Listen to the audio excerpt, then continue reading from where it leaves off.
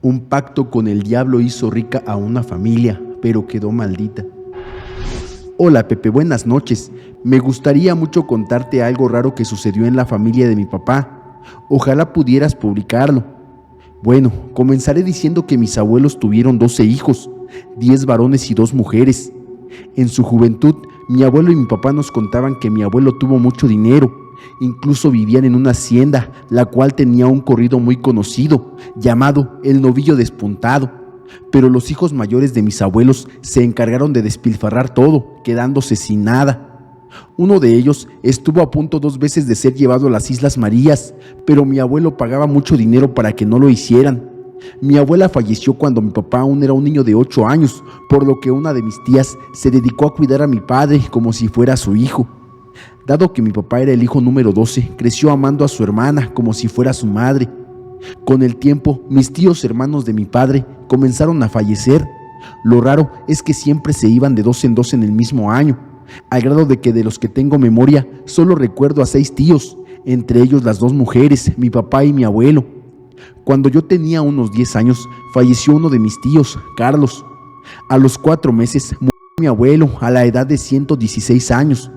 Ya era muy mayor, pero estaba muy fuerte. A todos nos extrañó que falleciera.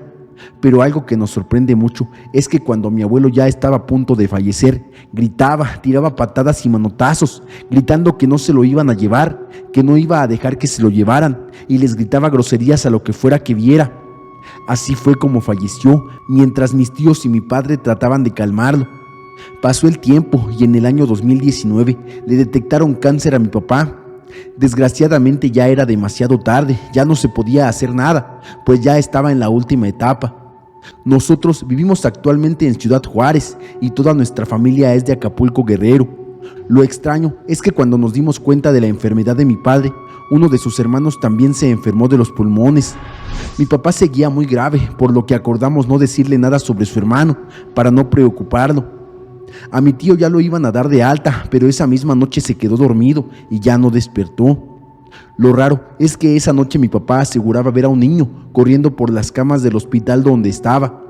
En esa ocasión yo estaba con él, mientras me señalaba y me decía: «Ahí está, míralo», y me describía cómo era.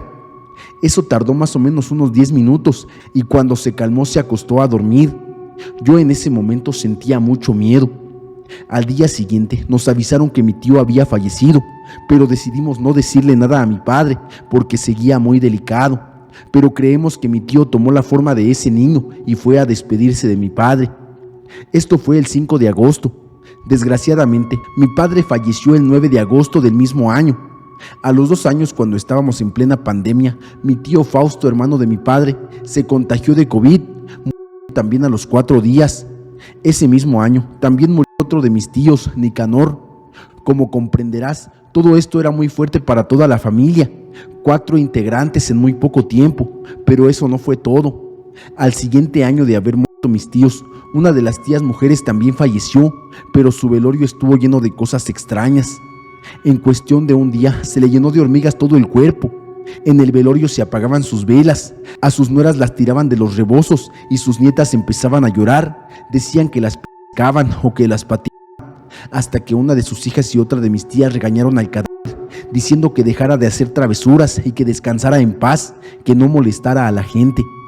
Todo se calmó, pero tampoco quiso irse sola, ya que en 2 semanas murió su nuera de la diabetes. Actualmente aún viven un tío, Gabriel, y mi tía, la que crió a mi papá, Constanza. Pero sin duda todo ha sido muy extraño. Hemos pensado que quizá mi abuelo hizo algún tipo de trato con algún ser, por eso no se quería ir, pero también es muy extraña la manera en que se ha ido toda la familia. Espero que te haya gustado mi historia. Saludos.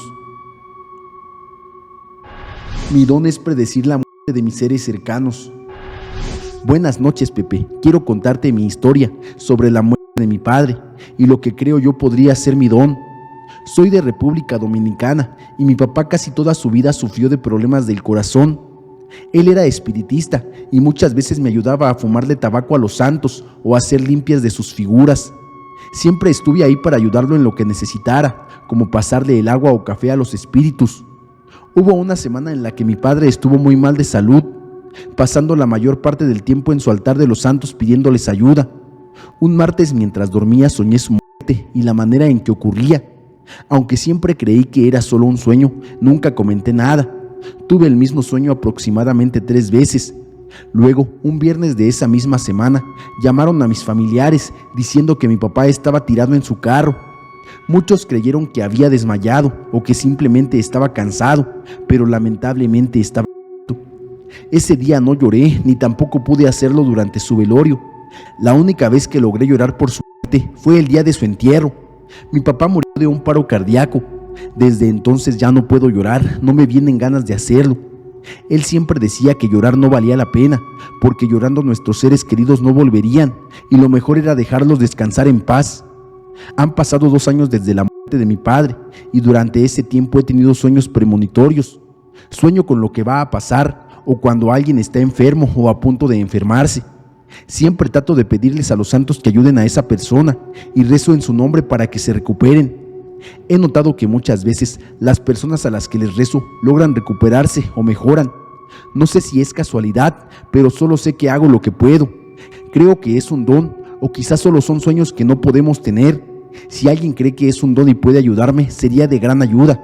Muchas gracias. Estoy viviendo en la misma casa con seres que me atacan físicamente. Mi nombre es Jesús Lee y soy de Venezuela.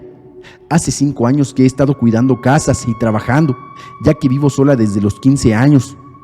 Hace unos meses tomé la decisión de alquilar algún lugar. Todo iba bien hasta que renuncié a mi trabajo para tener unos días en paz, ya que casi nunca estaba en mi casa. Sin embargo, todo cambió cuando empecé a sentir cosas extrañas en mi casa. Al principio no le di importancia debido al cansancio, pero durante esos días libres las experiencias se volvieron aún más extrañas. Comencé a escuchar el llanto de niños en el pasillo durante el día. Mis cosas se movían de lugar y nunca las encontraba donde las había dejado. Al principio pensé que debido al cansancio yo misma las había colocado en otro lugar y no recordaba, ya que soy un poco despistada.